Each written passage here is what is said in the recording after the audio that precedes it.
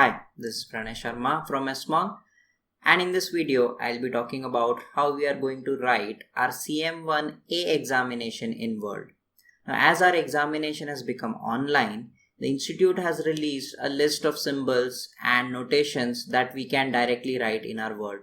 But not all symbols and notations have been included, so I'll be taking some examples from different chapters and talking about different notations and also the best way of writing our answers in Word. The first thing that I noticed while writing the answers was these red and blue symbols that are very annoying, especially when I'm checking whether my answer is correct or wrong. So the first thing we are going to do is we are going to File and we are going to go to this options. In options, we have this proofing section, and if we scroll down, we have hide spelling errors in this documents and hide grammar errors in this documents. We'll select those. And while we are here, we are going to go to this autocorrect option, and in autocorrect option, I will deselect this capitalize first letter of the table cell and capitalize first letter of the sentences. Many times when I'm writing I is equals to 5% or A is equals to whatever, it capitalizes those I and A. I do not want that, so I have removed them. So I'll press OK and OK here. Now you can see the presentation is better and it would be easier for us to check our answers. Let's see the list of symbols that the institute has provided us. We have our basic symbol IPDP, then V raised to N. For V raised to N, we use this upper symbol, that is Shift 6 in our keyboard. You can see our basic annuity. Wherever we use this annuity angle, you will find we'll be using the greater than and the lower than symbol. Notations like bar can be written directly, due can be written directly. Payable P times, you can see here we have payable P times. Our basic symbols like our probabilities KPX, QP, M deferred, QX, these kind of values can be directly written. We do not have to have our lower key notations or upper key notations that we call as subscript and superscript. Here are few more. We have our ADUXY, we have our ADUXY payable for N years, we have payable P times. So most of the symbols are very well self-explanatory. I don't need to explain much. Here when we have our endowment value, they have written EA for endowment purposes. You can see here EA bar. For term, they have written TA. For our pure endowment, they have written PE. You could write PE and then A and further. Here you can see again for term, they have written T. So increasing term assurance. So whenever we have term assurance, we'll be using TA. Whenever we have our endowment assurance, we'll be using EA. Pure endowment, we very rarely write it, but if you want to write it, PE or PEA would work. So they are very intuitive and we'll be using all of these symbols while writing our examples. Now more symbols that could be a little bit confusing would be integration, summation, these kind of symbols. So you can see for integration, we will be using capital I and T. And whatever limits we have, we write limits here in bracket A comma B. And then again separated by colon, and then we write our function and then finish by dt or dx or whatever we have. While solving, you can see here our f of t, and then we write our limits. Again, we'll separate it by colon and write our limits in bracket. You can see summation. I would prefer using sum a comma b and then writing whatever sum we are, whatever function we are writing for. Product, again product a comma b and then write our function. These are our basic symbols. Now let's see how would we write our answers using them. While writing our answers, I've noticed one thing, that we'll be using shift and control keys a lot while making brackets, while making plus sign, while making multiplication sign, raised to sign, we'll be using shift a lot. So therefore, it's not just like a traditional typing.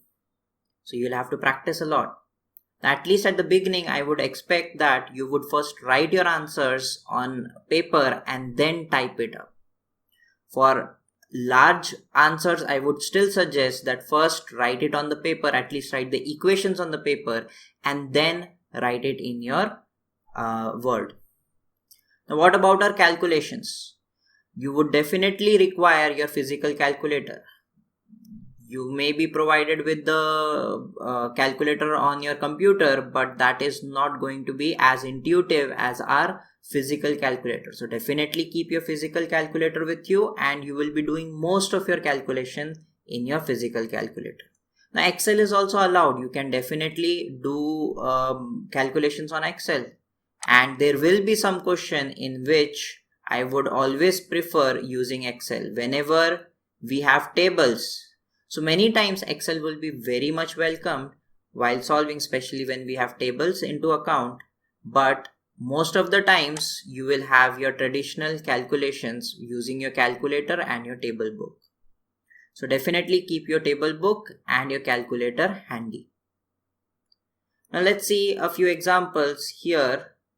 If you see, I've written 1.04 raised to 5 using our superscript. 1.04 raised to 5. You can write it in this traditional manner that is given to you, or you can use your superscript. How to use superscript? If you press Ctrl Shift and equal to sign, you can see that the cursor has gone up. Now I can write 5 here. So this is nothing but writing in superscript. Now if you want to get down, you'll have to press again Ctrl Shift and then equal to sign. If I don't, anything I write here, everything you can see is in superscript. I don't want that, so therefore I'll press Ctrl Shift and then equal to again.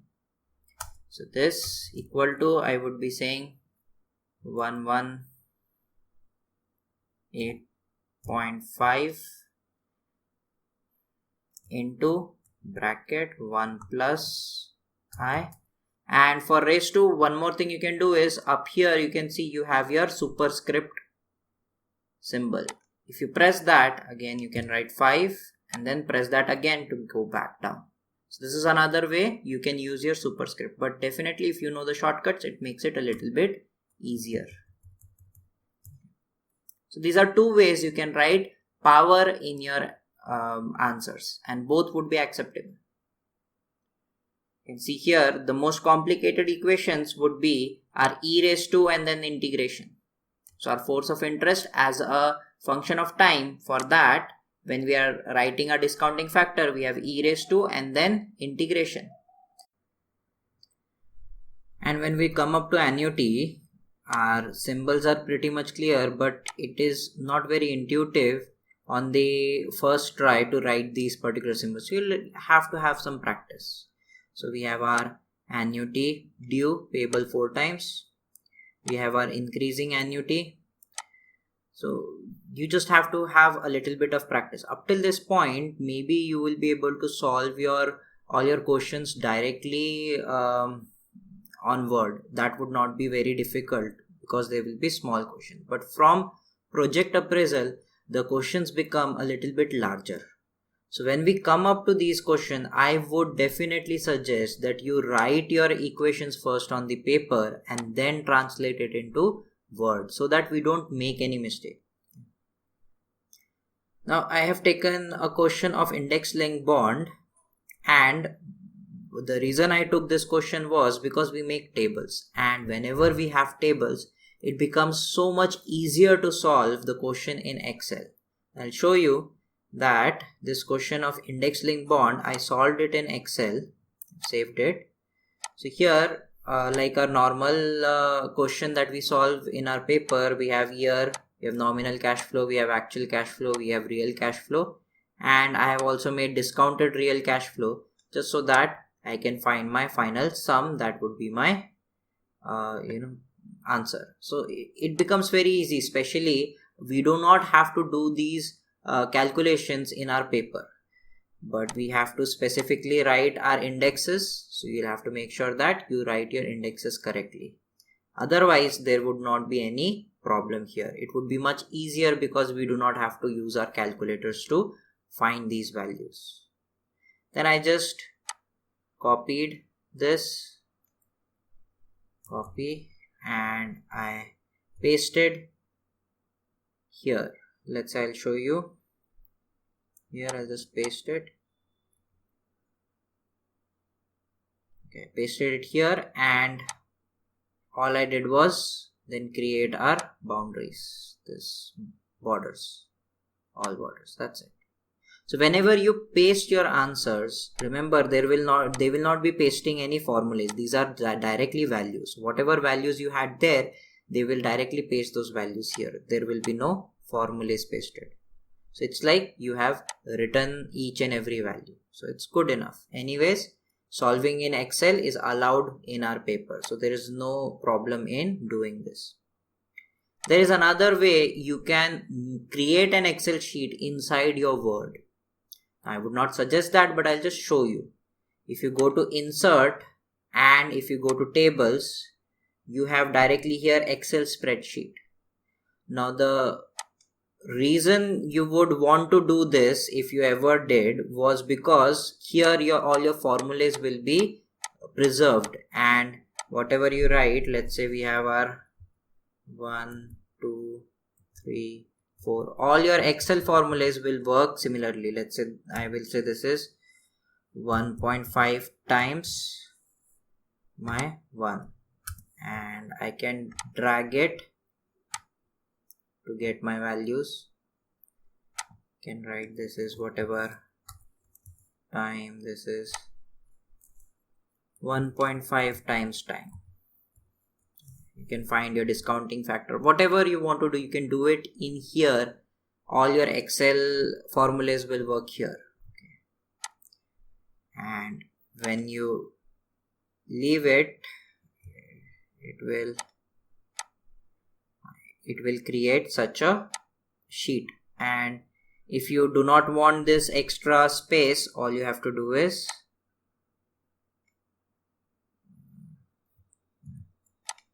I think while we are in Excel, if I double click, I will go back to Excel, and now I can just squeeze these unessential cells. If I squeeze them, see, this is why I was saying that I would not recommend this. And now see, I have less cells here. So that is why I said I would not recommend this. It's easier to solve it in a separate Excel sheet and then copy paste. The only difference is if you make any changes later on because you find a mistake, then you will have to again copy paste the whole table. So I just delete this. So solving tables in Excel is so much easier. Now let's come up to life table. While writing probability of life table, we have two ways of writing. Now here, this is our 0.5 P 54.5. Okay, so it's so much easier writing it this way, but it might be very difficult to perceive it. The other way is you can write, you can see here, I have used subscripts. Subscripts, how to use subscript? We have control and equal to gives you a subscript. So if I want to write, let's say 35P35. So I'll say control equal to, so you can see the cursor went down, and I will write 35, then again control equal to, and P, again control equal to 35. This is a little bit easier to visualize rather than directly writing it, but both of them are correct ways of doing it. So you can choose whichever you want. Whichever you feel is faster for you, easier for you, you should choose. I would recommend writing it directly like this without subscripts. It takes a little bit more time to make it into a subscript. Okay. But visually this is more pleasing, right? This is more easier to check when we are checking. So as I've told you, control and shift, these are two buttons that we'll be using a lot. So you should be practicing with your actual sums.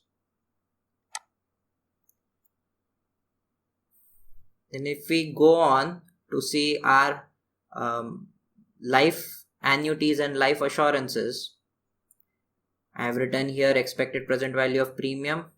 We have this payable 12 times monthly premium. You can see A due payable 12 times for age 50 for 10 years. So this is a temporary annuity. You can see here term assurance. So TA is written, and term assurance is nothing but our endowment assurance minus our pure endowment. So TA, EA, PE, these are the terms that you can use for your term assurance, endowment assurance, and your pure endowment. Again, I would suggest at least at the beginning, first write all your equations on a paper and then try to write it on the Word. Okay, and slowly you will get a little bit of practice and you will be much faster at doing that. So I have taken a bonus sum, so calculated bonus separately, then our expected present value of benefit. While calculating reserves and stuff, you can write expected present value of future benefit, but I don't prefer that. Usually what I do is I take the answer and I make it bold. Control B, or you can use this, so that whenever it just looks a little bit aesthetically pleasing. There's no need of doing it. And also I failed to mention, you do not have to write questions. Okay, this is just so that it's easier for you to follow question answer. That is why I've written questions. You do not have to write your questions in your answer sheet. All you have to do is write down your question number and then start solving. Now here I have taken into account our joint life. In joint life, it's very difficult to follow which one is male and which one is female, especially when we are writing our A due Y minus A due XY and stuff. So what I do is I keep X and Y as it is. That I used to do when I write in on paper as well. So I'm following the same suit. I'm keeping X and Y as it is, and I've written here X is 65 and Y is 60. That are their ages. And finally, when I have to solve, I will directly solve it and find these values. So I practice this. I do not write the ages. I directly write X and Y, because especially like here, X would become 70 and Y would become 65. So it gets a little bit confusing. Here X is 65. Here Y plus 5 is also 65. So it's a little bit confusing. So I prefer writing Y plus 5 and XY and stuff. Here, if you are writing, let's say, last survivor, for last survivor, how would we write it? Let's say we have A due. I will write in bracket. I would write 65 is to 60, and then I will write bar. So that shows that we are writing bar for that bracket portion. Bracketed portion is our both of these values or whatever. And if you are going to write like assurance, for X dies first, contingent assurance, if you want to write, I would write A and then say X1. You can write raised to also, but that may not make much sense. So we'll say X1 and then Y. Okay. So it tells us that if X dies first, or you can write X2 if X dies second. Okay, so this is how you can write your contingent assurances as well. We talk about our multi-state model. In our multi-state model, we will have SS bar. So that might be a little bit confusing. So our TP for T, and in bracket just write SS bar. So it's very clear what we are trying to write. And whenever I have our Greek letters, our rho, gamma, delta, I always write at the top by our normal letter. So I've written R for gamma, I've written Y for delta, I have taken C because we are going to integrate and we'll have this ds. So d might be a little bit confusing, that is why I have taken delta as C. If you mention, there is no need of thinking about what to write. You can write anything. Rho could be A, gamma could be B, delta could be C, does not matter. Okay, just mention it above when you're writing your solution. So if you do that, there is no problem. Profit testing, again, this was one of the favorite part, because profit testing, if you do it for your part B or if you do it for your part A, now you have to solve it in Excel only. So I did that. I did the whole profit testing question in Excel. I did not have to write anything in Word. So here you can see I have my unit fund. No, actually this is a decrement table. This seems to be my non-unit fund table, and this seems to be my unit fund table. So the complete table, unit fund, non-unit fund, my decrement table, I created in Excel. Then I did the profit testing here as well to find my profit margin. So I had 4 tables, and then I just copied and pasted in the Word. So you can see here decrement table, unit table, non-unit table, and we have here profit margin. So the whole question was done in Excel, and it was so much easier to solve in Excel because we do not have to do our calculations. So definitely you might have to take your probabilities from your table book, or maybe you can keep the AM92 table that we have seen for our part B paper, and you can use that, but I think that would be a little bit more complicated, okay, for at least our part A.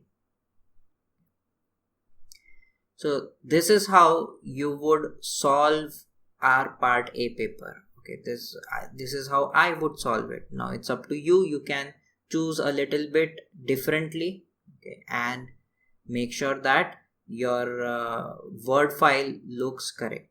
Okay, there will be many different